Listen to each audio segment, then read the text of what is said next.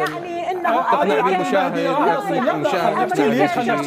مو دافع عن الحكومه عشان الوقائع حتى نكون منصفين. زين راح للصين ووقع مال وقت تفاهم النفط مقابل الاعمار، جزء من يمها بان نصب محطات كهرباء وننتهي من مشكله.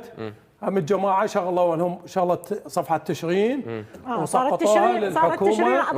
طبعا على مود مدارس عبد المهدي مشت بس كهرباء ما مشت. هو بعد هو تمام هو يقول انا خابرته قلت تروحون للصين ممنوع. عزيزي وعادل عبد المهدي رجل وطني المدارس الصينيه شنو تروحون للصين وسقطوها.